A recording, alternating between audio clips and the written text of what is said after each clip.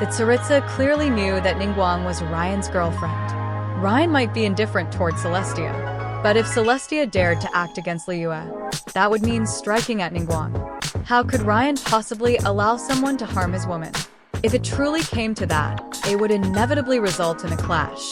Ryen versus Celestia. However, since Celestia was tied to the very foundation of Teyvat, the best course would always be to seal her away. Killing her would cause a ripple effect as chaotic as when the first and second thrones changed hands in ancient times. As her mind churned with thoughts, the Tsaritsa didn't respond directly to Zhongli's earlier statement. Instead, she said, "I'll have Rosaline and Tartaglia silently separate themselves from the Fatui. At the same time, those within the Fatui who are loyal to me, loyal to Snezhnaya, will also join this new organization. This new organization will belong solely to me, under my complete control. I guarantee that the Jester, the Doctor, and the Pantalone will not be part of it. I will sign a new contract with you, just as Mondstadt has signed theirs. We will sign ours the same way. What's your opinion?" Hearing this, Zhongli gave a slight nod. "In that case, on your account, I will accept this contract. But whether Ryen agrees or not, that will be up to him. After all, that world is his." The Tsaritsa was not disappointed. She chuckled softly. "As long as I'm granted the opportunity to meet Mr. Ryen, that will be enough." As for cooperating with the Tsaritsa, Ningguang and the others didn't object either. Their issues were primarily with the Fatui, or more precisely, with certain individuals within the Fatui. Tartaglia had been in Liyue for quite some time. Aside from his early habit of running to the base of Mt Tianheng every day, he hadn't caused any trouble that upset Liyue. As for the Fatui's vanguard attack the day before, honestly, Tartaglia was simply following Zhongli's orders. He couldn't really be blamed. Regarding Rosaline's past turmoil in Mondstadt, Jean and the others had mixed feelings, but nothing they couldn't accept. Even Venti himself felt a sense of guilt toward Rosaline, and since he was willing to atone, the others had no right to say more. After all, 500 years ago, it was Rosaline who burned her life away to save Mondstadt. Knowing that, even someone like Dialek would likely just mock Venti for slacking off at most. As for the Tsaritsa herself, at least for now, everyone had a fairly positive impression of her. Not to mention, she had been preparing to resist Celestia for 500 years. The knowledge and foundation she had built would definitely be valuable to Liyue and Mondstadt. When it came to facing Celestia, Ningguang and the others had no objections to gathering more allies. Zhongli and Venti intertwined their divine powers and formed a brand new contract. Without even looking at it, the Tsaritsa imbued her divine energy into the document. The contract is sealed.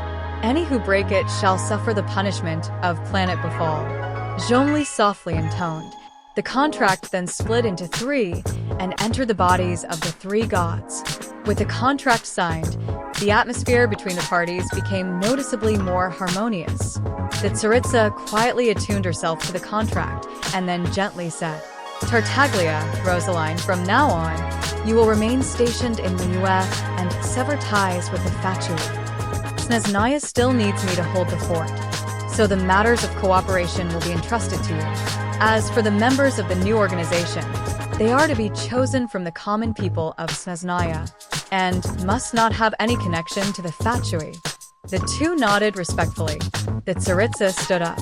Now that matters were settled, even though she hadn't met Ryen, she truly didn't have much time to delay. The situation in Snezhnaya wasn't good either. She still needed to hold the line there. "It's a shame I wasn't able to meet Mr. Ryen today." The Tsaritsa sighed, though her overall mood seemed quite good. "Once I've taken care of things in Snezhnaya, perhaps I'll return again." As she said this, she paused and looked toward Jean and the others with a hint of guilt. "As for the matter with the doctor, allow me to express my apologies once again. Back then, I needed his abilities. It was only after he caused great disaster that I realized I could no longer control him. But now that I've recovered from my injuries, there are many things I can plan anew. I promise I'll give you all an explanation." Since the Tsaritsa had said this herself, Jean and the others had no reason to press her further. Jean responded softly. Thank you, Your Majesty. No, the one who should be thanking you is me. The tsaritsa shook her head gently. Then, after letting out a quiet sigh, she transformed into a flurry of ice butterflies and scattered into the air. Everyone, farewell. I'll begin implementing everything we discussed today as soon as possible. Her figure vanished without a trace.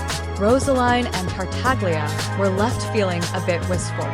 They had expected the tsaritsa to seek cooperation, but hadn't expected her to sever ties with the Fatui so quickly.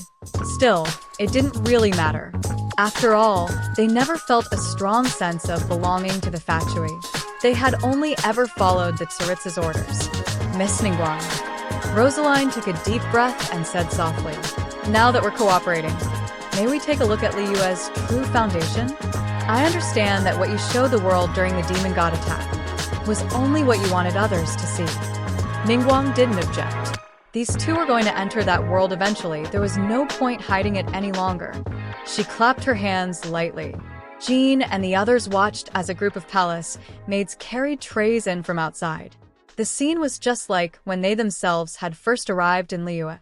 The wheel of fate turns, doesn't it? Where would you like to begin? Ningguang asked with a soft smile, fixing her gaze on Rosaline. Looking at the trays the maids held, it seemed as if a hazy, mysterious world was finally about to unveil itself before their very eyes. After a long silence, Rosaline replied in a deep voice, the totem of undying.